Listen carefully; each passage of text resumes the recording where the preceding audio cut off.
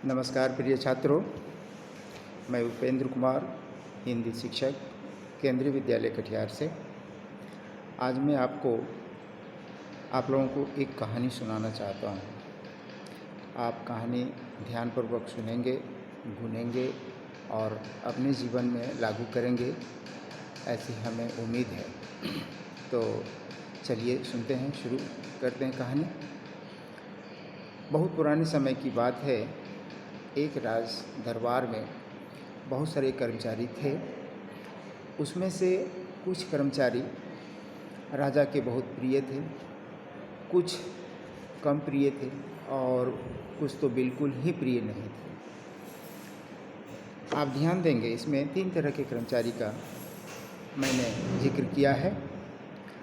तो जो राजा के बहुत प्रिय थे वो 1 नंबर में मैं रखता हूँ, दूसरे नंबर में जो मध्यम वर्ग के हैं और तीसरे नंबर में जो दूसरों की निंदा शिकायत करने में विश्वास करते थे, काम नहीं करते थे, वे तीसरे नंबर में मैं रखता हूँ। तो पहले नंबर के कर्मचारी से तीसरे नंबर के कर्मचारी उनसे ईर्ष्या करते रहते थे, जलते रहते थे कि राजा का उन्हें वरदहस्त प्राप्त है, ऐसा क्यों है, इत्यादि। और दूसरे जो थे काम भी करते थे, निंदा शिकायत भी करते थे। तो इससे तंग आकर के राजा ने एक तरकीब निकाली कि इन्हें कैसे सबक सिखाया जाए। राजा ने उन तीनों प्रकार के कर्मचारियों को बुलाया। उसमें से 3 प्रतिनिधि चुन लिए गए। कर्मचारी वर्ग से 1, बी से भी 1 और सी से भी 1। वो स्वतः आगे आकर के अपना नाम लिखाए। तो 3 कर्मचारी का नाम लिख करके तीनों को काम दिया गया। राजा ने काम समझाया कि इन तीनों को जूट की 1-1 बोरी दे दी जाए और राजा के बागान से कुछ फलों को तोड़ कर लाने का काम सौंप दिया जाए।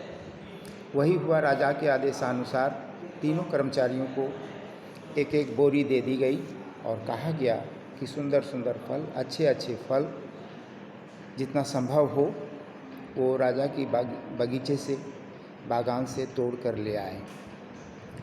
तीनों को ये काम मिलते ही जो कर्मचारी वर्ग 1 का प्रतिनिधि था वो शहर से स्वीकार कर लिया, काम में लग गए, बोरी लिए और बगीचे की ओर चल पड़े। दूसरे कर्मचारी अनमना होकर के बोरी उठाया और चला। तीसरे तो बिल्कुल ही उसका मन ही नहीं था। तीसरे बड़बड़ाते जा रहे थे, ये काम है, ये भी कोई काम है, ये मेरे योग्य काम है कि मैं अब बगीचे से फल तोड़ कर लाऊं, जंगलों से फल तोड़ करके लाऊं। लेकिन काम मिला था, जाना पड़ा। गए, तीनों ही बगीचा में गए। बगीचा से पास में और जंगल भी थे, वहाँ से भी कुछ फल, अच्छे अच्छे फल चुन कर लाने का आदेश हुआ था। तीनों निकल गए। जो 1 नंबर के कर्मचारी थे, कर्मठ थे। जो योग्य होते हैं, कर्मठ होते हैं, उनका काम करने का अंदाज भी अलग होता है।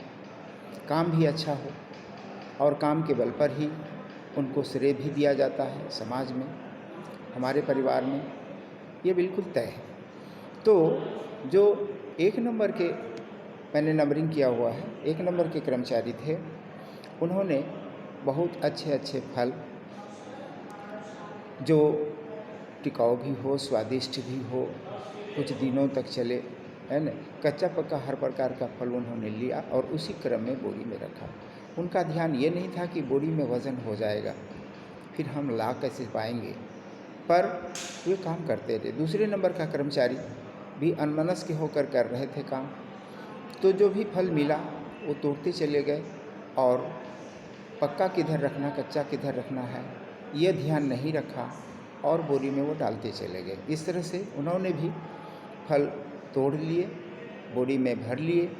लेकिन तीसरे कर्मचारी जो थे, उनका ध्यान था कि इतनी बोरी में अगर इसमें पूरा मैं फल भर दूं तो फिर मैं उठा नहीं पाऊंगा, फिर मैं राजदरबार कैसे लाऊंगा। इसीलिए बोरी के निचले हिस्से में तो उन्होंने पत्ती, आम की पत्ती विभिन्न प्रकार के फलों के वृक्ष के पत्ते उन्होंने तोड़कर भर लिए और ऊपर में थोड़ा सा कुछ फल, और वो भी जैसा तैसा फल, कि इसकी आवश्यकता ही क्या है, ये काम हमारा नहीं है। यह सोच करके उन्होंने इस तरह से फल तोड़े कि बोरी उठाने में भी हल्का हो और हमारा काम भी हो जाए, ड्यूटी भी हो गई। तो ड्यूटी नाम मात्र की हुई। इस आधार पर जब तीनों आ गए शाम के वक्त, तो राजा को यह सूचना दी गई कि वे तीनों ही कर्मचारी जो है फल लेकर आ गए हैं। राजा समझ रहे थे। उन्होंने कहा कि ठीक है, फल ले आए हैं तो इन तीनों को एक एक कमरे में बंद कर दिया जाए। ऐसा आदेश सुनकर सब अचंभित हुए कि काम करने का ये अंजाम कि कमरे में बंद कर दो और महीने दिन के लिए बंद कर दो। यह आदेश हुआ, महीने दिन के लिए बंद कर दो, इन्हें सजा दो। जो 1 नंबर के कर्मचारी थे, ए वर्ग के, उन्होंने कुछ नहीं कहा। वे काम में भी वैसे ही गए थे, लग गए थे। उस तरह से अभी भी जो आदेश हुआ, उन्हें एक कमरे में उन्हें बंद कर दिया गया, दूसरे को भी बंद कर दिया गया, तीसरे को भी तीसरे कमरे में बंद कर दिया गया। इस तरह से तीनों को बंद कर देने के बाद आदेश हुआ कि ये तीनों ने जो जो फल लाए हैं, उनके लाए हुए फल उन्हीं के कमरे में रख दिया जाए। तो और इसके बाद उन्हें महीने भर उसी अपने द्वारा लाए गए फल को खाकर, सेवन करके उन्हें जीवन काटना है। ये आदेश हुआ। तीनों के कमरे में ये फल की बोरी रख दी गई। जो जिस प्रकार के फल लाए थे, उसी प्रकार का वही बोरी उनके कमरे में रख दिया गया था। हम क्या देख रहे हैं कि जो एक ए वर्ग के कर्मचारी थे, जिन्होंने अच्छे अच्छे फल, कच्चे भी पक्के भी, कि थोड़े दिन बाद भी पके, इस तरह से उन्होंने फल और नीचे कच्चे रखे थे, ऊपर पक्के रखे थे। तो दूसरे ही दिन से उनके ही द्वारा लाए गए फल को अच्छी तरह से वो सेवन कर रहे थे, खा रहे थे, जीवन चल रहा था। लेकिन दूसरे वर्ग के जो कर्मचारी थे, उनके फल 10 से 12 दिन तक में समाप्त हो गए। कुछ सड़ गए, क्योंकि उन्होंने रखा भी था उस ढंग से कि सड़ गल गए। तीसरे वर्ग के जो कर्मचारी थे, आप समझ सकते हैं कि जिन्होंने पत्तियां केवल बोरी में भरकर लाए थे, वो क्या खाएंगे। जो फल ऊपर उन्होंने रखे थे, 4-5 दिन में वो समाप्त हो गए। उनकी हालत बुरी हो गई। महीना दिन काटना था। महीना दिन से पहले उनको कमरे से बाहर निकलना नहीं था, राजा का आदेश था। इस तरह से तीनों जब महीना दिन पूरने के बाद जब कमरा खोला गया, तो तीसरे वर्ग के कर्मचारी की हालत आप समझ सकते हैं कि क्या हुई होगी।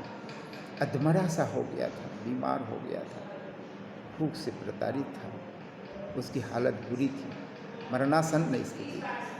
तीसरे जो कर्मचारी थे, वो भी भूख से तड़प रहे थे, कमज़ोर हो गए थे, लेकिन उतनी बुरी हालत नहीं थी। और एक वर्ग, पहला वर्ग जो था, उसके जो कर्मचारी थे, उन्होंने तो महीना भर में वो फल अच्छी तरह से अपने ही द्वारा लाए गए फल का सेवन भी किया, कुछ फल बचे हुए भी थे। इस तरह से वे मग्न थे। अब इस कहानी का परिणाम हम सबों के सामने है। ये जीवन भी उसी तरह से कि हमारे कर्मों के द्वारा ही यह पोषित और पालित होता है। हम जिस तरह के कर्म करते हैं, उसी कर्म फल से हमारा जीवन पोषित होता है। हम सुखी होते हैं या दुखी होते हैं, जिस प्रकार के कर्म करते हैं, उसी प्रकार के कर्म के फल से हमारा जीवन चलता है। हम आप समझ लें, कोई भी कर्म हम किसी और के लिए नहीं कर रहे, यह हमें अच्छी तरह समझ लेना चाहिए। जीवन में हमें आना पड़ा है, ईश्वर ने हमें इस संसार में भेजा है, कर्म को साथ लगा कर भेजा है। कर्म को हम अगर समझ गए, कर्म अच्छी तरह करने लगे, तो उसका फल हमारे जीवन को सुख में बना देगा। जैसा कि ए वर्ग के कर्मचारी का आपने देखा कि महीने भर में अपने द्वारा लाए गए फलों का, कितना स्वादिष्ट फलों का सेवन किया, तो कर्म को हम यदि अपना समझकर करें तो उसका फल भी अच्छा होगा, स्वादिष्ट होगा और हम सुखी हो पाएंगे।